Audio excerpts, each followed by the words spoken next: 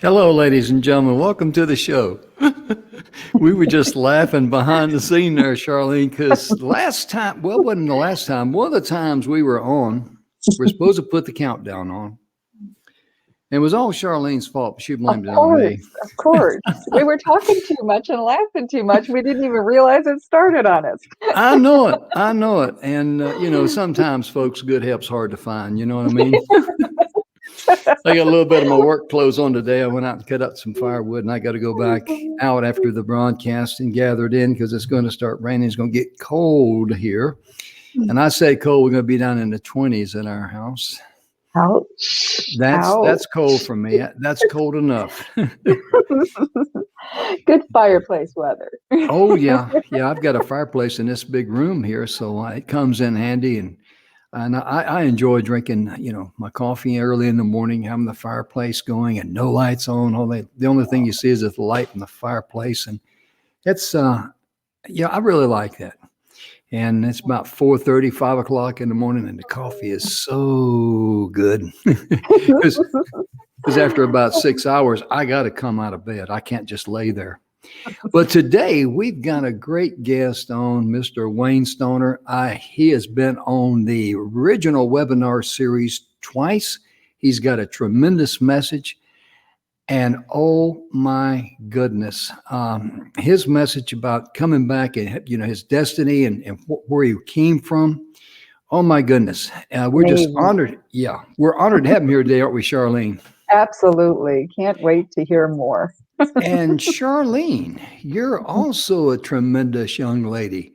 Tell us about Hannah, as you call it, healingacresneveragain.org. Share a little bit about that with us, if you would, please. We do. We call it Hannah for short. It's my nonprofit organization, and we help people who've been through sexual traumas. And I kind of based it on my own life. A lot of struggles that I had to overcome. I just kind of recreate that steps that I took to get through it. And so we help people who've been through domestic violence, incest, rape, and abortion. So if you know anybody that needs help in any of those areas, please reach out to healingacresneveragain.org. Mm-hmm. And also, I'll be playing the ticker tape during the show. Also, with Charlene's email address there, where you can get in touch with her.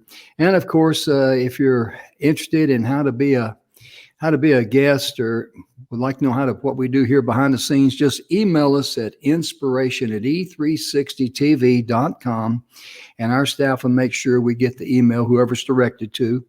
And because we just enjoy putting on a show, sharing great messages, don't we, Charlene? Absolutely. It's amazing. It really is. And before we bring our good friend, Wayne Stoner here, and Wayne filled in on a very short notice. When he got up this morning, he didn't know he was going to be the star of the show, but he stepped up to the plate. We're so thankful for him. And we'll be right back with Wayne right after this brief message.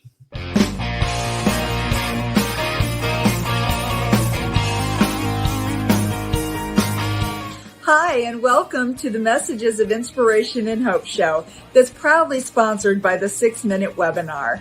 Today we have some exciting and very interesting guests, real people just like you and me. Thank you for tuning in. Enjoy the show. Now here's Jim. And we're back. Not only does Charlene help us with our commercials, she's also an honorary host here on the E360 TV network. And my goodness gracious, you wear many hats, don't you? I do. And just thank you for having me here. We have so much fun. Oh, we do. It's a thrill and a joy. This is the funnest job I've ever had. It really is, being on TV and, laughing and talking. Even though we talk about a lot of serious subjects here and things of this nature people need to hear, but people still need to laugh, don't they? They do. Part of the seriousness and part of healing is laughing. So you can never take yourself too seriously. Oh, yeah. Yeah, I never have to worry about taking myself too seriously. That doesn't happen, but we're going to bring Wayne here. He's redoing his website, but his email address is destinyexpectations@gmail.com. Let's welcome him to the show. And let's There we go. That looks a little bit better. How you doing today, Wayne? I'm doing well. It's good to see you. Good to see you. At first, I saw Wayne Stoner, the guest, but you said the quest. Indeed, it's about the quest. The Yeah, quest.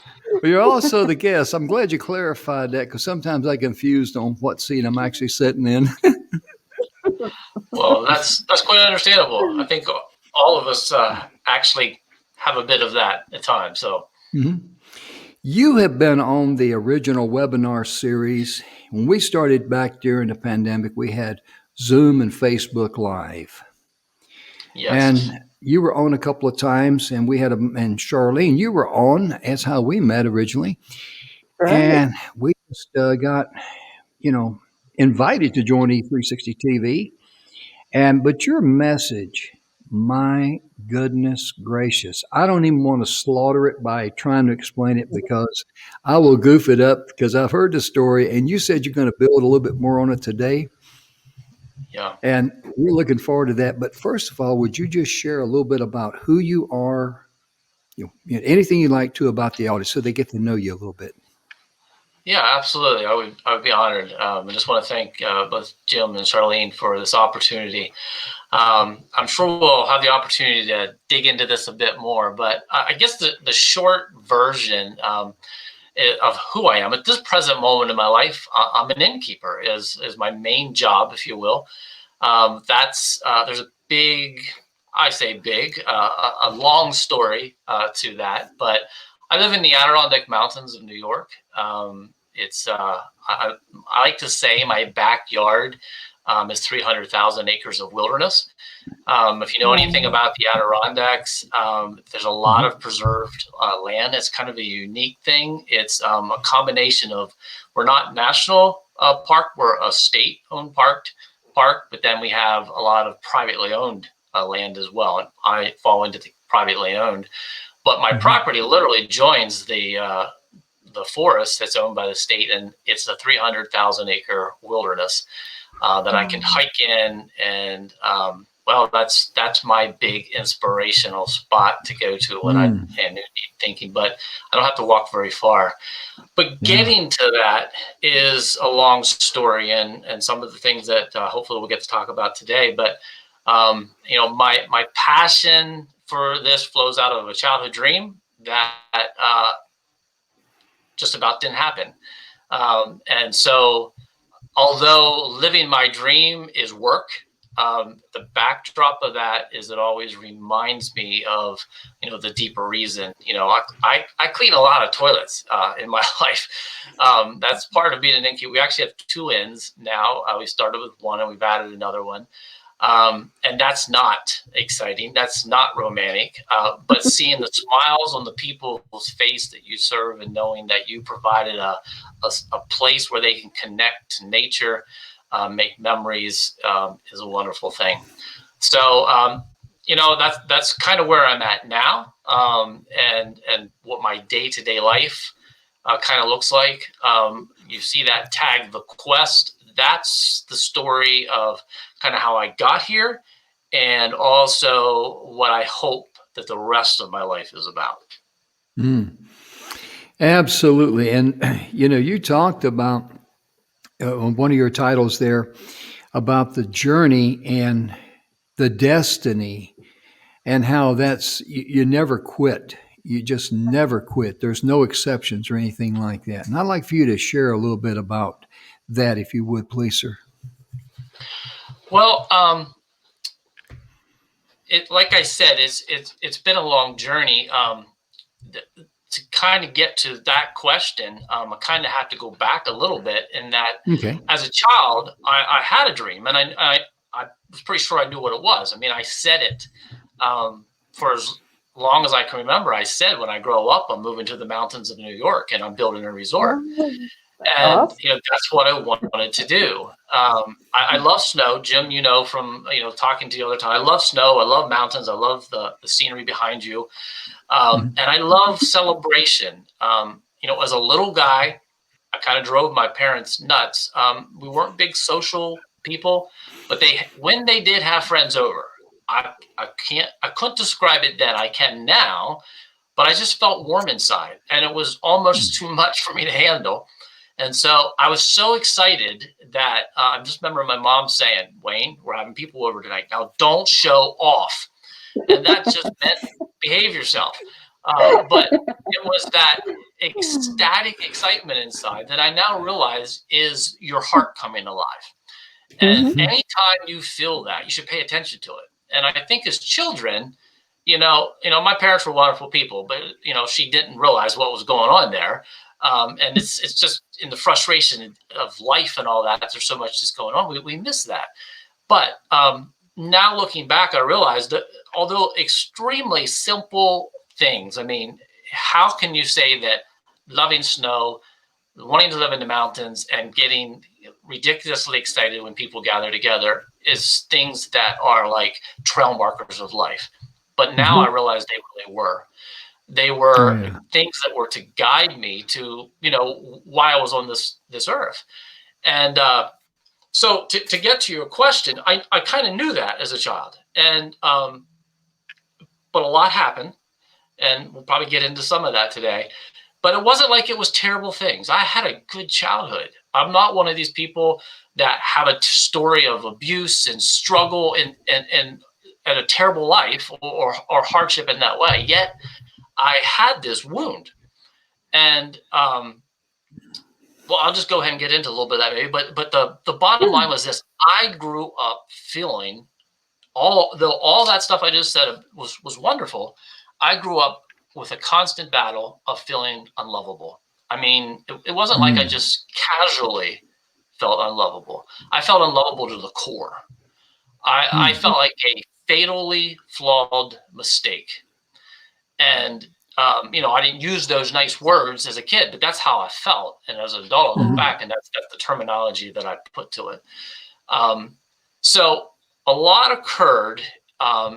And as I became a teen, I still was very aware of that. I had the typical inferiority complex, and I was awkward, and I was different. I thought differently, and all that. And at that age, difference isn't celebrated. It's being the popular one, is being the in one, and all that. And I wasn't. Mhm. I always felt weird. I always felt different. I always looked at my world in a different way. Now I kind of like it. I think it would be boring to be anything else. But it took a long time to get there. But so I went through my teen years, and I kind of worked through some of that. And then I went to college, and I'd come to this conclusion: if I was going to ever be lovable, if I was unlovable in my natural state, well, it's a simple solution. You got to become something that's different. You got to become a lovable person that obviously isn't what I am. So I worked on reinventing myself, and I figured that meant that probably the things I really liked weren't the things to embrace, because obviously they weren't making me lovable. Mhm. So I really, looking back, I realized I shut down my heart. I closed that off, and I wanted to become. I grew up in a very country home, so I wanted to be, sophisticated. Can't even say the word to this day, but that's what I wanted to be. I wanted to be this new person, dress differently, all these things. I met a girl in college, and she said yes, which gave me a bit of a boost of confidence. Hey, maybe this reinventing is working. And I went through life. I became a pastor. I poured my life into working with youth, and I started out really working with some hard kids. I found later they were in a gang. I got guns pulled on me, all this stuff. It was kind of crazy for where I came from. But on Interesting. the surface, by the time I got to my 30s, it looked like it was going okay. I had conquered the demons. I had become this new person. I was in a very small church. It wasn't like I had this big successful life. I wasn't even the head pastor. I started out as a youth pastor. I was working my way, in that realm. But I didn't see what was coming. But the storm was coming, because I had built on a lie. I had built on a false foundation, because I was lovable. That's We all are.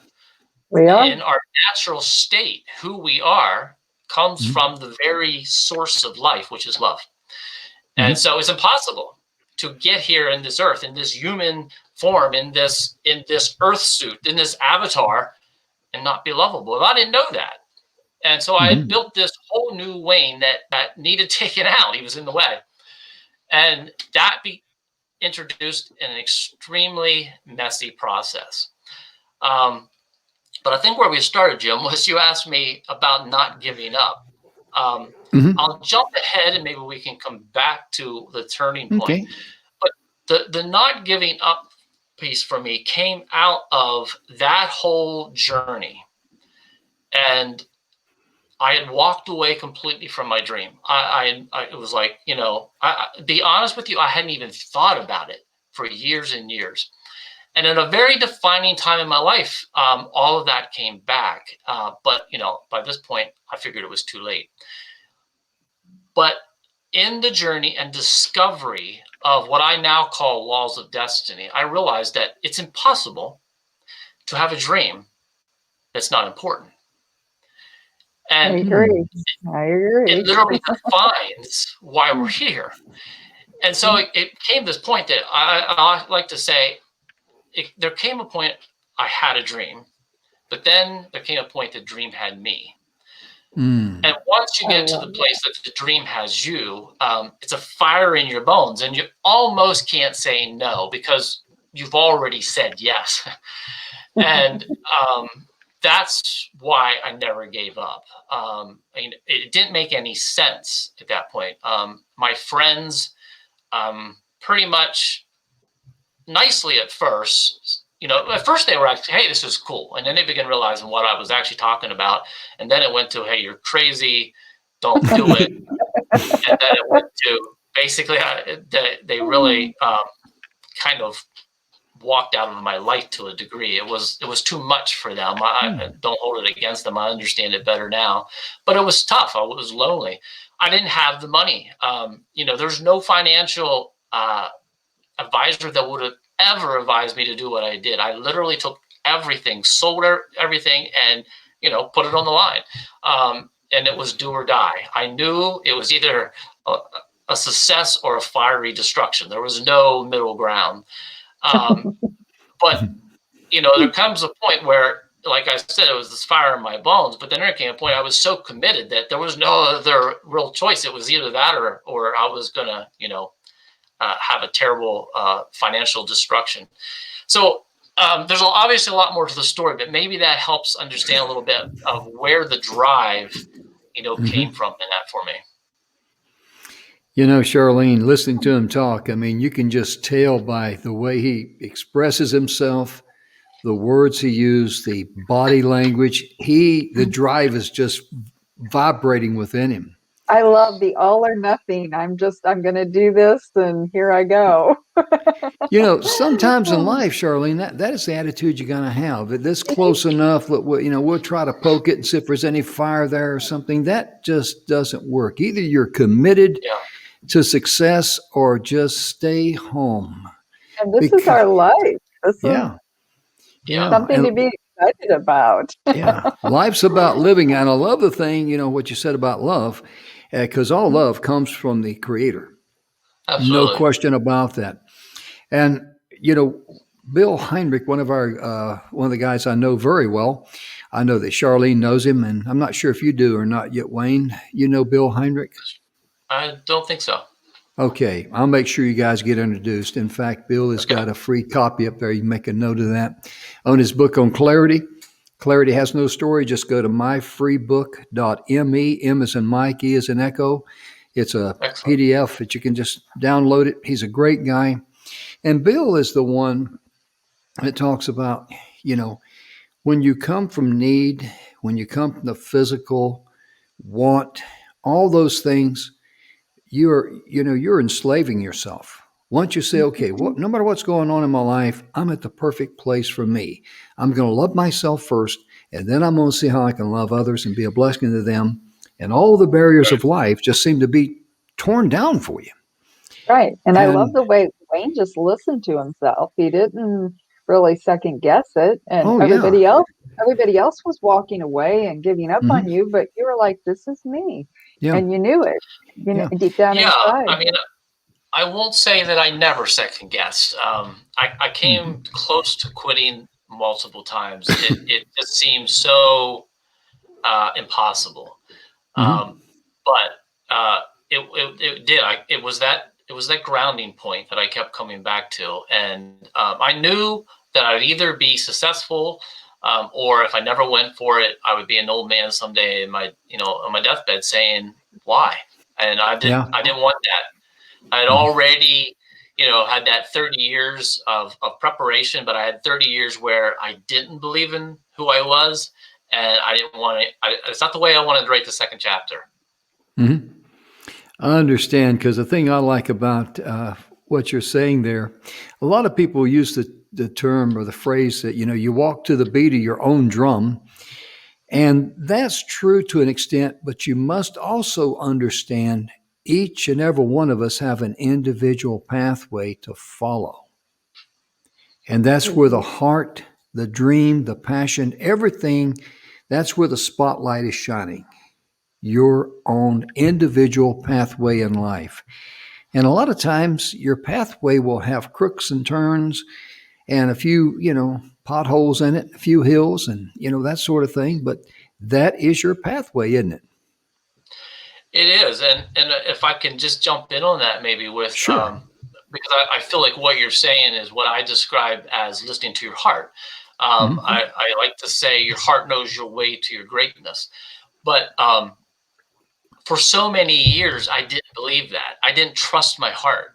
I didn't trust that who I was naturally was good.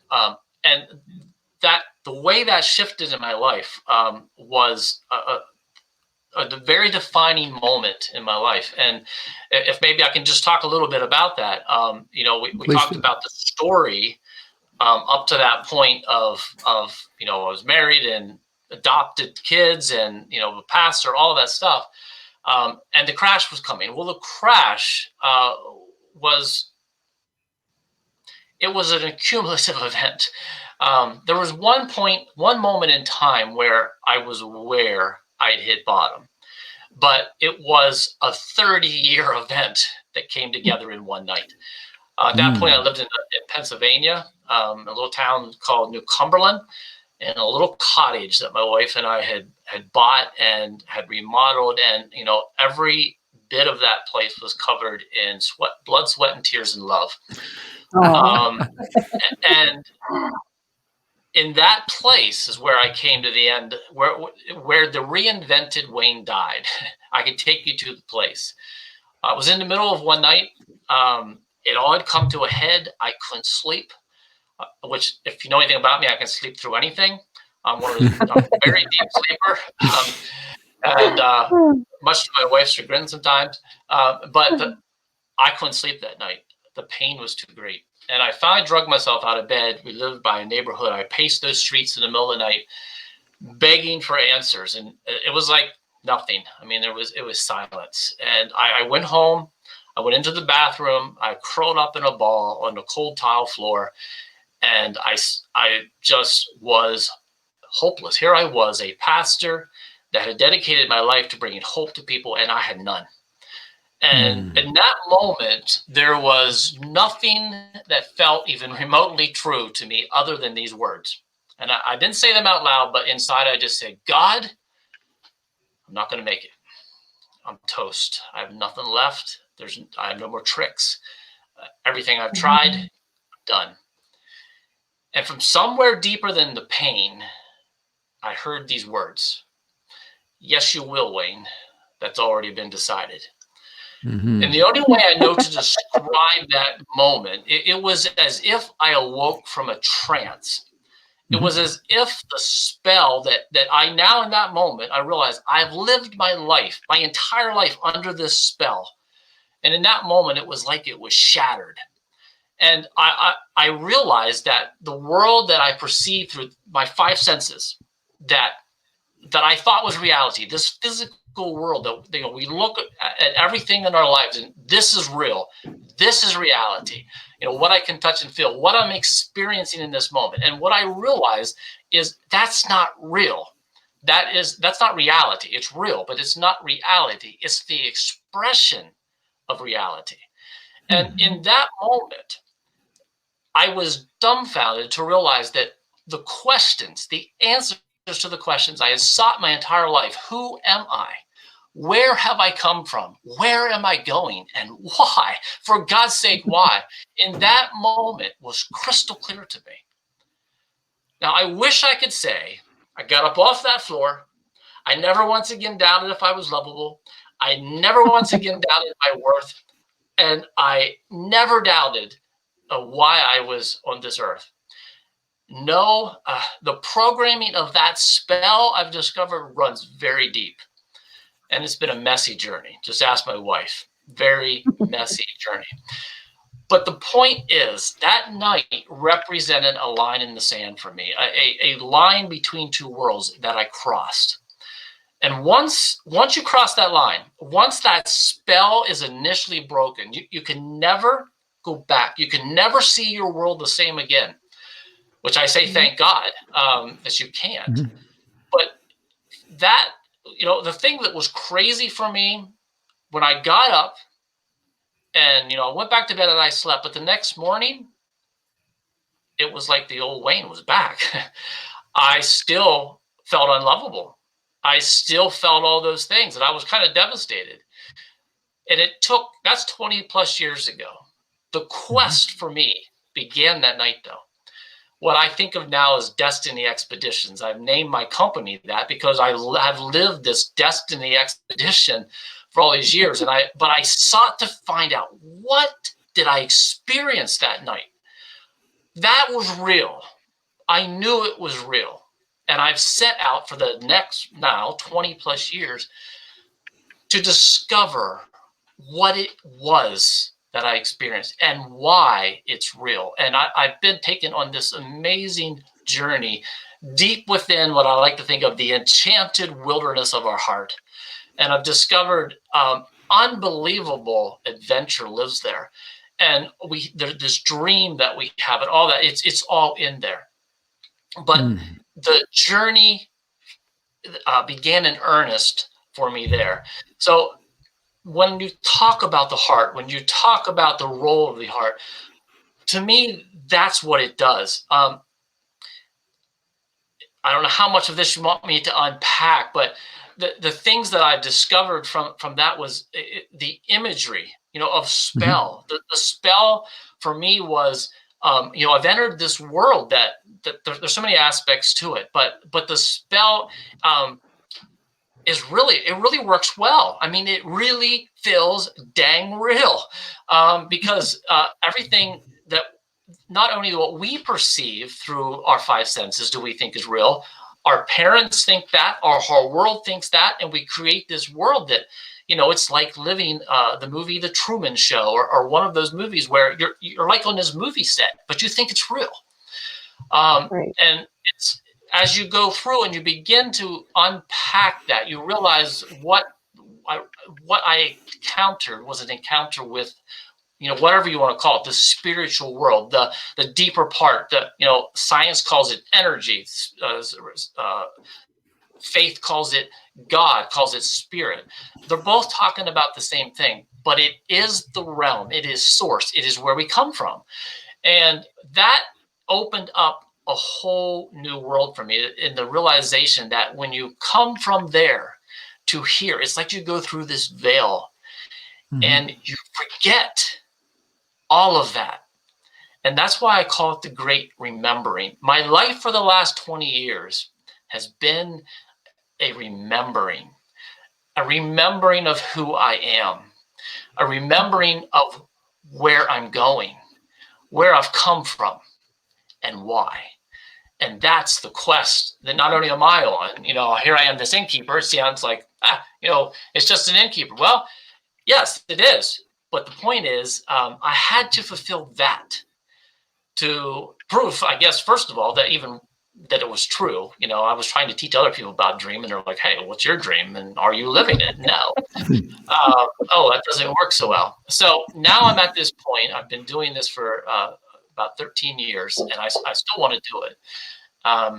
But the deepest passion of my life is to hopefully help other people take this quest.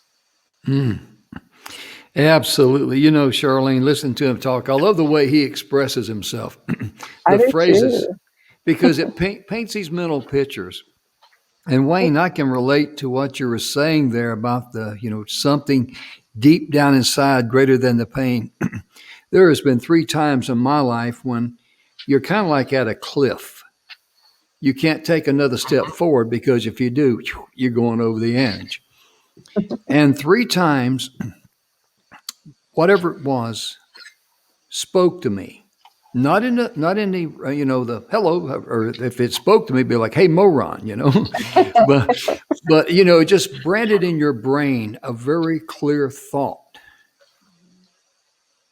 and it was the answer that I needed at that time and that moment. And when that happens to you, you know that you know that you know that you know. Yes. This is real. This is it. It's a defining moment. Yeah, as a defining moment. And Charlene, I don't know if you've ever had experiences like that, or you probably had more than we have, but it's when it happens to you, you know it, don't you? You do.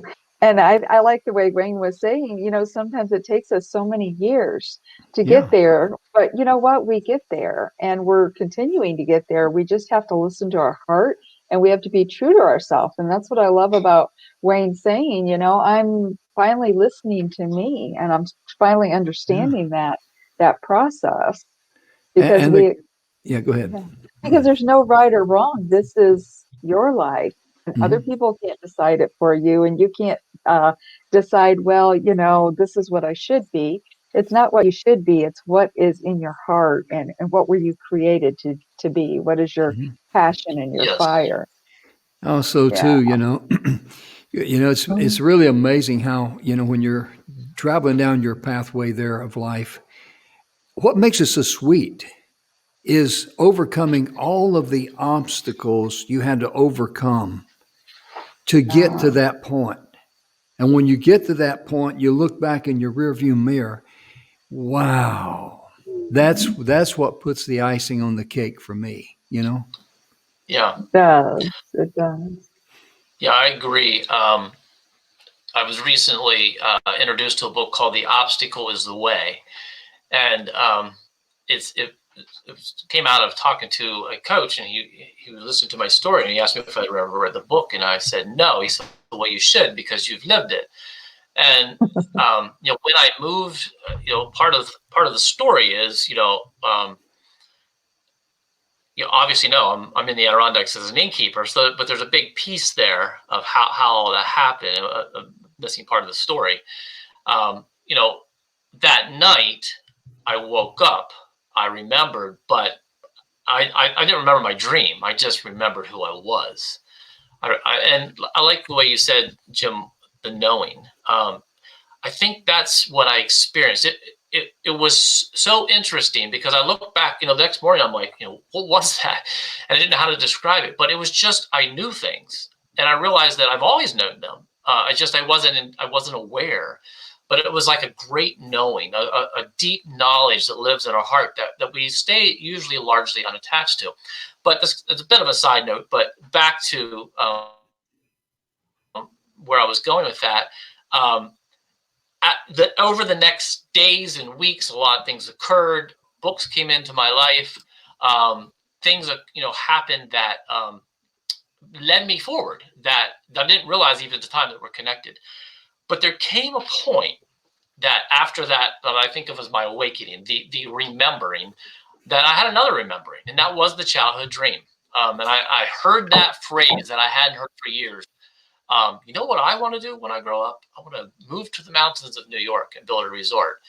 And, by this point, I'm in my 30s. I have this family, all this stuff. And I'm like, well, yeah, that would be nice, but it's history. Again, a long story, but I went through all that process until, like I said, the dream had me. And we finally, did this. we did this crazy thing where we sold our home and we packed all of our belongings into this truck and we moved into this big empty Adirondack house that was literally, we lived in a 1,400 square foot home and we moved to a 4,000 foot home. You know, our stuff just rattled in this place, and it was not a bed and breakfast, and it, you know, it was became the impossible dream. But that all happened, and this is back to the obstacle is the way, that all happened in 2008. Now, you know, COVID has trumped that, but then that was the big year. That was the year where the economy tanked and, you know, everything stopped. And who's going on vacation in the middle of 2008, let alone building a vacation business? And I had no cash cow. I walked through the door with about $400 in my pocket, and most of that went to paying for the fuel oil and paying a friend for helping me move. I think I had $50 and a job and a big empty house that needed lots of work. So, you know, I was very intimidated, and I couldn't sleep. Another moment in time when I couldn't sleep. But then we began to realize, you know, what was happening with the economy. And I remember my wife said to me, "What are we going to do?" And I said, "I don't know. But here's the thing: we're in. You know, it doesn't really matter what happens. We got to keep going forward, or we're not going to make it. We don't have enough money to pay for this house. I mean, we can't even pay for the expenses of the house, let alone, you know, make a living off of it." So we made a decision to turn the radio basically off, to turn the news off, and not listen to anything anybody said. We had followed our hearts and we were going to do it. And it doesn't make sense on paper. I can't tell you nicely, here's how the money happened. I just know that we took step after step after step. And in July of that year, we opened with 2 rooms. And somehow, by the end of the year, we had built a bed and breakfast. And when I looked back on it, here's what occurred. I talked to the guests. You know, they came, you know, and there's a lot of factors. At that point, things have changed a lot since then. Airbnb, none of that existed. And we live in a very small area. 400 people live here year round, that kind of thing. And so we all work together. And so we heard this new bed and breakfast is in town, and people say, "Hey, you know, they call us up. We have somebody that wants to stay. We're full. Do you have a room?" We're like, "Absolutely." And, you know, so we all work together. But as people would come, they would talk to us, and, you know, here we are in 2008 and all this going, and they would be like, "Yeah, you know, I had a trip planned to Rome, but that didn't happen. You know, I couldn't go that far, but I could come here." And over again, we heard something where they indicated that because of the challenge of 2008, they had chosen us. Wow. And I began to realize that the obstacles to your dream become the pathway to its fulfillment. That's You just awesome. can't stop. You just have to hold the faith and keep moving forward. You won't see all how it fits together, but if you know it's meant to be, and you know this is why you're here, and you don't stop, someday you can, like you said, Jim, you turn around and you look back and say, "Wow." Yeah, absolutely. And that's just what makes it so worthwhile. And there's a lot of people out there that's listening, and they say, "Yeah, I can relate to what, you know, Wayne is saying." And that is why you need to share your story of inspiration, either in a book or be a guest on a podcast. Get the message out there, because there's someone that can relate to you just like you've related to Wayne and his story. I mean, and that's very important in life, because stories, we love stories. Mhm. We're wired for stories. I'm not talking about, you know, wow, tell me a story, you know, but all the way down through the passage of time. I mean, Gutenberg didn't invent the press till 1400s and something. And, you know, prior to that, people learned by parables. Yeah. That's the way Christ taught. He used parables when he was here on earth.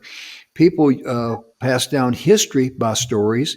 And even in my family, I had some family members that could not read or write, but they would share stories, and the stories would get passed down. Mhm.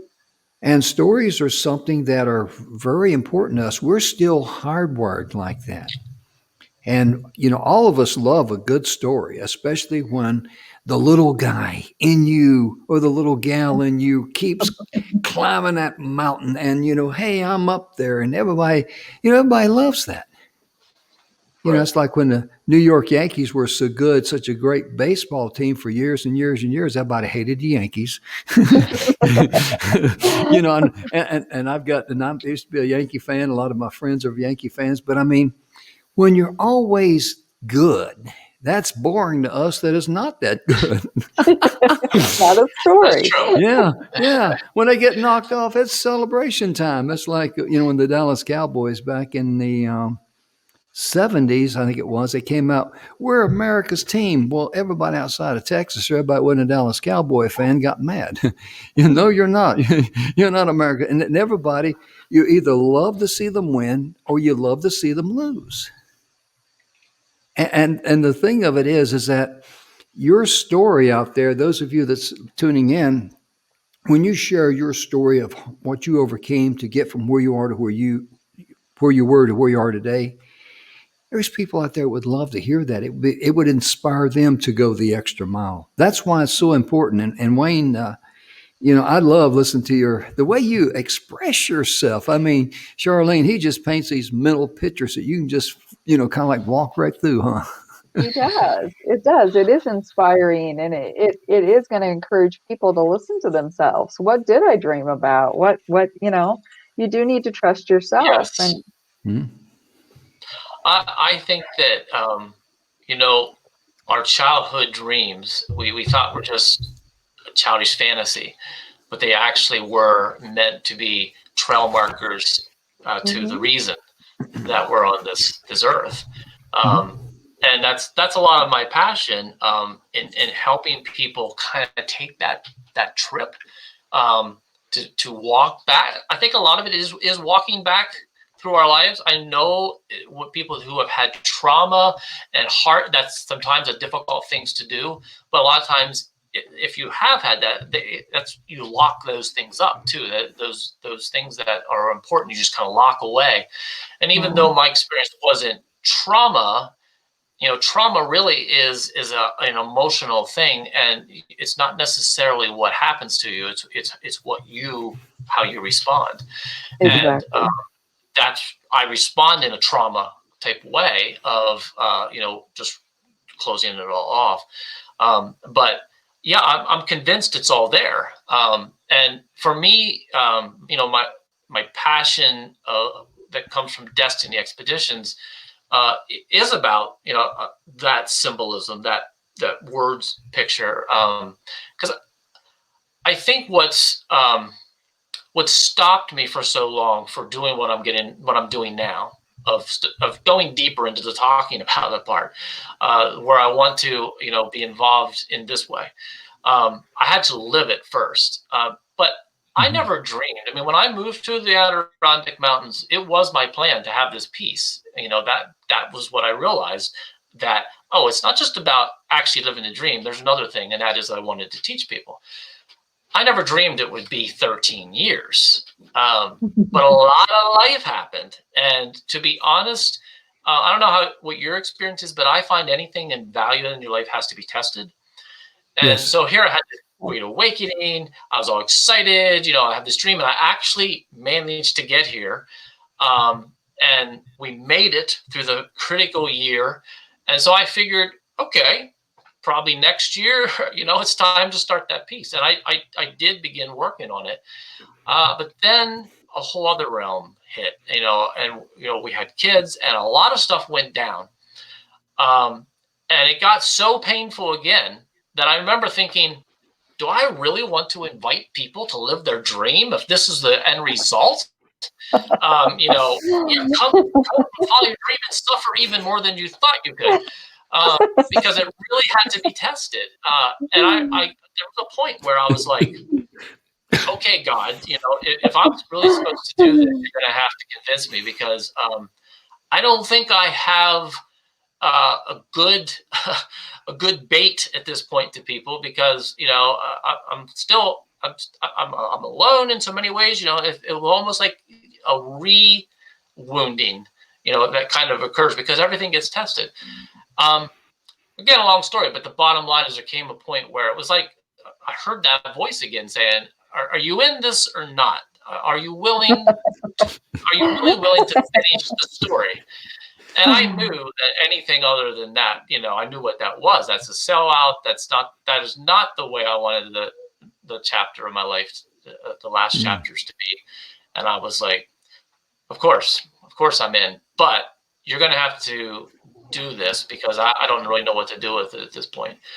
And so I would say the last 4 years have been a deep dive for me, where I just had to go back into it all. Yes, you know, I had come so far in the discovery, but I couldn't tie it all together anymore. It was so long since that night that I had laid on the floor. It was so long since I had lived all of the agony and the excitement and all of that of living a dream that I couldn't take people into that room anymore. And so I had to go back. And the joy and the pain, the start, all of that, what has come out of that is in many ways a rebirth again of where now I guess it's been seasoned.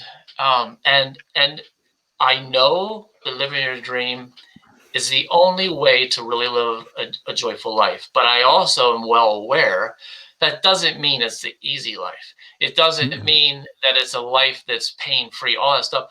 What I like to tell my kids is one of the reasons it's so essential to live your dream is it will demand the absolute best of you. It will be the hardest life you can live in many ways, but it will demand the best version of you, and your world needs your best version.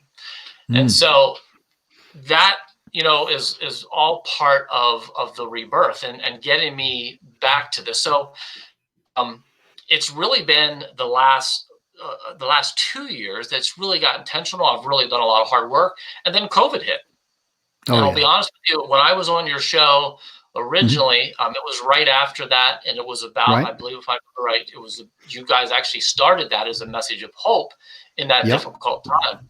And I was just on the front end of that. You know, my business was looking like it was, you know, when we had the interview, there was no income. I didn't know what the future was going to be, if we were even going to survive living this dream, all of that. And then when it did open back up that you could host guests again, obviously it's been different, but where I live, people were like, let me get there, you know, let me get into the mountains to breathe fresh air, all that. So we ended up having probably the busiest summer of our lives with the smallest staff that we've ever had. So I put all of that on hold. Again, I was like, I just had this sense, you got to trust the timing. And so I didn't do anything with this. You know, that's why you haven't heard a lot from me for a while. I didn't do anything with it for, you know, months. And, but I had this sense, COVID is much deeper than a virus. I need to listen. Something's going on in our world, and I need to listen. And so it's, again, a long journey. But as a result of that it was a great connecting of dots for me. And the realization of all of these things, you know, now I'm 54, almost 55. And I have that much to my story. And I began to realize the things that just soaking in it, working hard and soaking in that, not even trying to be creative, really, just pressing forward, created an environment for me that I could hear, I could see, I could connect all of these pieces that have been part of my story for this 54 years.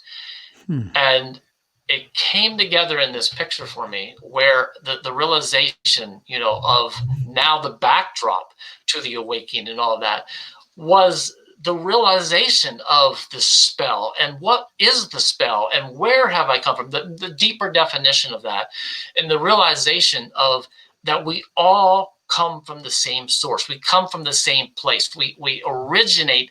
You know, we know this. We know there's like two worlds. We call one of them, you know, invisible. We call fantasy. We call fiction. mythology, all that kind of stuff. And we know it's real. I mean, we had science class. We know that the deeper reality is the invisible world, is what we see under the microscope. But I don't think most of us think that really matters to our life, to the day-to-day life. It doesn't really define the things like purpose and destiny and dreams, but it does. Surprise, surprise. But that's like a world one. But world two is the physical world, like I was talking about. It's the one that we touch and feel with our that we perceive with our five senses. But we enter that world, and we enter, I believe, like we enter under a spell, and we're held captive. I really think it's almost like we're enslaved to that. And the real us is still there. It's in seed form, deep within our hearts. It's just waiting to get free. And in reality, the picture I saw is we have those two worlds, but what they really are is one. But there's a veil between them. And when there's a lot of ways we could talk about this. There's a lot of different beliefs of faith and all that.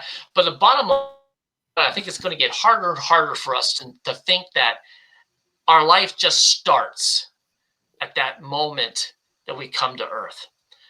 But at minimum, the life that is in us started before that. It is an eternal life that, again, spirit, energy, whatever you need to call it. But it started with that. And it then comes into this little baby that's meant to grow up. But that baby forgets why it's here. It forgets who it is. It forgets, that's the spell. And that was my life. And I realized that is our life. That is our collective story. And I like to think that the story of humanity is really one of remembering. And if you look, not just mine, but collectively, we're all on this journey of remembering. But when you put it together, it makes a collective remembering. And I think that we think that we're just getting smarter and we're figuring this stuff out for the first time. But it's actually, we knew it. We just forgot. And there's this thing that's occurring in our world that there is, it's like we're breaking free from the dimensions that we've lived. There's a higher dimension to life. Science has always done this. But I gotta wonder where that is going. And I think that the concept of dream, the concept of destiny, all those concepts that I love to talk about, it's not just my story. When I talk, I hope that when I talk to my people, it's like listening to an ancient echo within their soul. They're like, wait a minute, that's my story. That's true of me too. And that together we could enter that enchanted wilderness within the heart. And together we could break that spell that's held you captive to the reason that you're here, to not knowing it. And together we could join a band of destiny explorers and enter the quest, to take the destiny expedition together and to live out the very reason that you were on this earth. That's amazing. I really enjoy, listening to you there, express yourself and taking us through that mental journey of questions. And I remember one time a good friend of mine, he was really, thinking deep about why was he born when he was born? Why not 100 years before or 100 years later? And I tell him, I said, well, 100 years before they couldn't stand you, and 100 years from now they won't know you. and it's, would you hush? Yeah. And I was just joking with him, and he didn't understand my warped sense of humor, so I backed off and gave him some breathing room. But Charlene, I tell you, it's, when you think about all of our individual journeys, our stories, look how we came together. I know. We didn't even know each other. Yeah. And Wayne, Charlene, she not only loves me, she puts up with me. She just says, well, bless his heart and all, and that's just, that's above my pay grade. That's above my pay grade to understand. But, really having friends and family that, love you and care for you, that's something that money can't buy. And that's something we should all treasure. and Wow. especially our friends, because our friends are just our extended family. They really They are. are. Yeah. And that's what, that's what the three of us are. We're just extended family members through our That's friendship. right. That's Mhm. right. Absolutely. And I think it's the the people that we have in our lives, especially the true friends, are an Mhm. amazing gift. And I agree that whether it's when we're born or the people that we encounter, none of it's by coincidence. It's all part of the Right. story.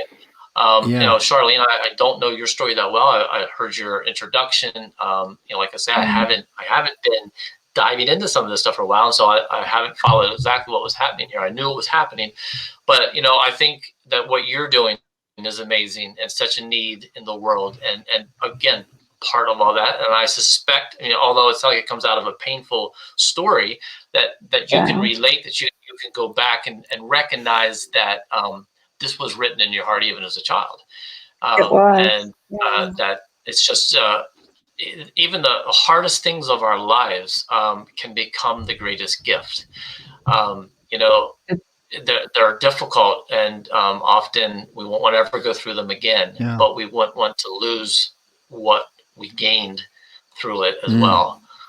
we So wouldn't be the both of you, same it's people. Yeah. no, absolutely. As I stopped and think of some of the things that I don't particularly like that were part of my story, yet if I stop and think about it, I don't really want to take them out because of what Yeah. good Yeah. they ultimately brought, and that's a choice. Mhm. Obviously, we can make a choice in a way that the pain Mhm. just simply becomes our identity and never leads Exactly. Yeah. to the joy and the fulfillment. We got But just a I bless couple of both of minutes. you. Oh yeah. Pardon me for interrupting. We got about 2 minutes left, and I just wanted to say that all of us enjoy a good story like in a movie, a true life story of the struggles someone had in their life, the journey that they took, and that is something everybody can relate to. They certainly didn't have the same journey or same experiences, but they can relate to that. They can connect with that. That can give them hope and inspiration. And that's what this show is all about. And that's why we tell people all the time, hey, you've got to share your story, write a book or whatever it might take, because it's important. And to share that with others, because not only does it help you on the inside, think of all the other people that will come in contact with your story and how that will affect them. Because I know that, Charlene, you've touched a lot of people's hearts in your lives, men and women, with the work Yeah. that you do there.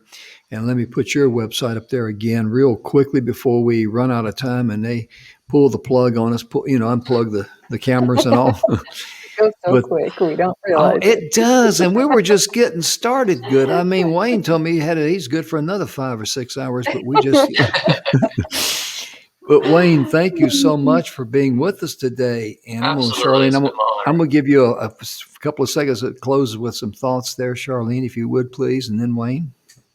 Well, this was just amazing. I really enjoyed Wayne's story. Was so touching and so realistic. It just really helps bring things together. And I so appreciate you being on today, Wayne.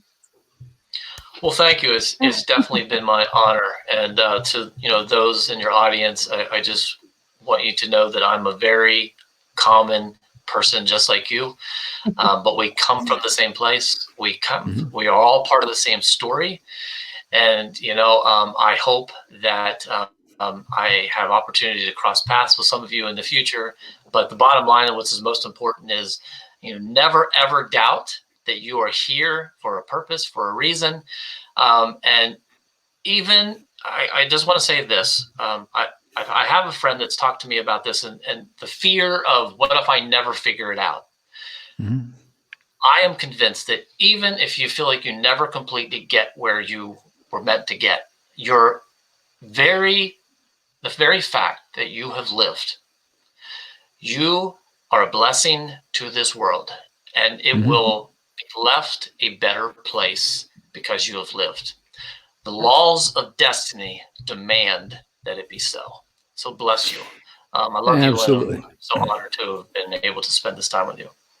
Thank you, Wayne. It's been our pleasure to have you. And Charlene, it's always good to have you be with you here on the show. And yeah, we're great friends, and I really appreciate it because the pandemic is what brought all of us together to get to know each other. And remember one thing as we get ready to close, ladies and gentlemen, is that no matter what goes on in your life, no matter how bad it is, there's always something good and greater that's going to come from it. That's right. So,